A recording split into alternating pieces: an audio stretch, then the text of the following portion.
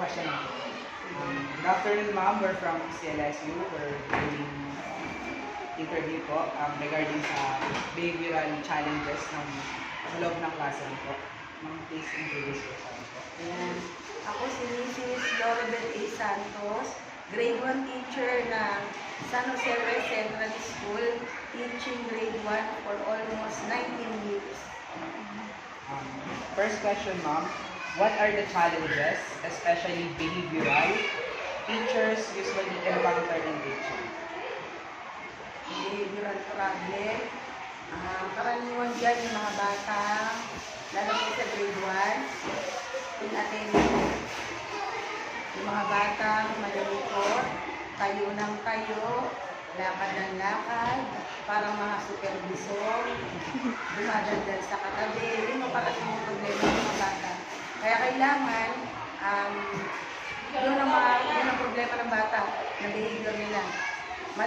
Short attention span, lalo ang mga elementary, grades 1 to 3, na mga yan. Kaya dapat, pag teacher ka, ang gagawin mo, yung first day ng school, yung first week, ang i-establish mo dapat, discipline. Discipline na hindi ka mananakit ng bata, hindi ka maniligaw. Para magbibigay ka ng 3 rules sa kanila, ano yung ayaw mo, ano yung gusto mo. Para nang sa ganon, yung mga bata, alam nila kung kailan sila kakainit, kung kailan sila okay lang na magpag-usap sa katabi. Ganun ginagawa ko. Kaya yung mga eskwela ko, pag oras ng klase, lahat siya nakatingin sa akin. Kasi yung una ko sabi sa kanila, gusto ko, pag pumunta ako sa harap, ang tingin nasa akin, wala nang ibang gagawin. Lahat ng gamit nakatago, nandito kayo para mag-lesson tayo, makikinig. Kung gustong matuto, kung gustong tumalino, ako 3 bagay lang ang gagawin. Una, makinig. Pangalawa, makinig.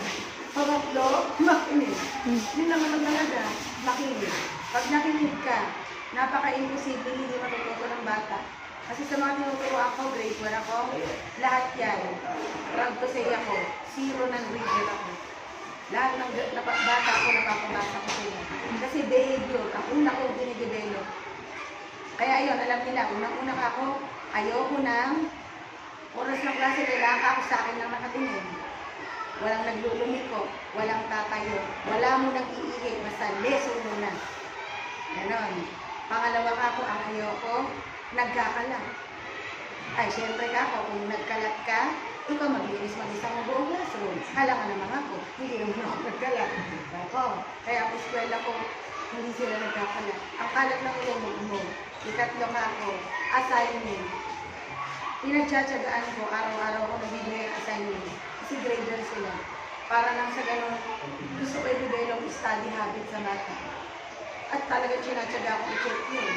At isa ko pang style, kaya tayuan ng mga bata.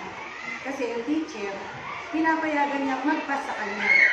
Ang ginagawa ko para walang tatayo, magpapagawa ako, secret.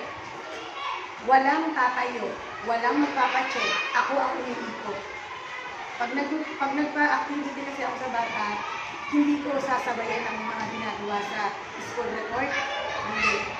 Pag nagpa-activity ako sa kanila, iikot ka dapat. Magra-round ka para makikita mo na kung sino yung natuto, sino yung hindi. Ganun dapat. Huwag kang pauupuin mo sila, magsisikol, at ikaw naman ay gagawa ng kung ano-ano mo, maglalakad ka, kawawa ba? Lalo grade 1. Dapat iikot ka. Makikita mo na doon. Kaya pag nag-check ka, yun, walang magpapacheck na. Pinagtsatsaga ako lalapit, ako kukuha. Walang tatayo. Gano'n sila. Tapos, pag tumagal, bawat row nag-a-assign ako ng leader. Hindi sila tatayo rin. Leader lang ang tatayo. Siya lang ang tatayo, siya ang kukolekta. Pag wala tumatayo. Gano'n ginagawa ko. So number 2 question, ma'am. What course of action did the teachers take to overcome these challenges? What did that? What course of action did the teachers take to overcome these challenges? Ayun, sa unang number mo. Diba? Yung discipline niya, una, establish discipline. Sa unang week pa lang ng klase, iaayos mo sila roll. Yung tamang pag-upo nila. Ganun. Pero syempre, hindi naman libre yung bata na put your hands on the table. Libre, ganun. Ang ginagawa ko, masaya yung klase ko. Hindi ako yung makikinig ka lang ang buong maghapon. Puro ako group activity. Mahilig ako doon sa peer tutoring. Ganun, share pair, yung mga ganun. Una kunyari, lahat muna kami. Igugroup ko sila. Kapag yari nun, kwan naman. Kunyari, 4 sila. Susunod, 2 lang sila. Sunod, mag-isa na yan. Para, meron bang systematic flow ba? Kasi lalo mahina. Kaya naman sa klase ko nga, siyempre sa isang klase, meron mahina. Siguro nasa 3 lang ang natitira mahina sa akin. Grade 1 hawak ko. May sinasagutan sila yung addition, window 5. Kwan mo ba? Grade 1, yung window 5 na lang yun. 5 minutes, kaya sagutan ng eskwela ko yun. Kalahati sa kanila. The rest, nasa 10 minutes pababa. 15 minutes. Kasi, pag nagtuturo din ako, hindi ako finger counting sa addition. Hindi ako 5 plus 4. Sa isip pagbibilang mental dapat. Kaya pag nagpa-flash card ako sa kanila, matik na yung sagot mo. Kaya pag nagsagot din sila sa window 5, ika na lang nila. Kasi alam na nila, hindi kasi mag 9, 10, 11, 12, 13. Hindi ako nagtutulong ko. Puro mental. So kailangan sagana ka sa technique. Kasi ganun yung mga bata ngayon. Shortcut sila. Ayaw nila na masyadong marami sila sa atin. Hindi ka nila makitingan. Kailangan medyo konting explanation. Tapos i-apply nila. Ganun sila. Hindi ubra yung pagkautugan-gal ka nila. Hala, mabuboring sila. So, number 3 po. How do you ensure the safety and security of your learners in the classroom? Safety and security. Safety and security. Kami dito sa school, may drill ay ng mga earthquake drill. Diba? Preparation, earthquake. May naglaganon kami, ginagawa namin yun. Tapos, kung na-establish ko ang discipline, yung eskwela ko, binabawal ko silang manakit. Lalo na dito sa ulo, wag na wag kang mananakit ng ka-eskwela mo sa pagkakaulo. At nakikipagkasundo lang sa mga pala. Kunyari, pwede po ba kapag po yung anak niyo ay ganito? Pwede ba po ba pwede? Kunyari lang. Pero sa tagal kong nagturo, wala akong batang napalo. Hindi ako nananakit, hindi rin ako niligaw. At ito ang boses mo napakaganda. Hindi ako ubral sumigaw. Kaya, ganun lang ako sa kanya pag maingay ako. Ikaw na, salang mo lang.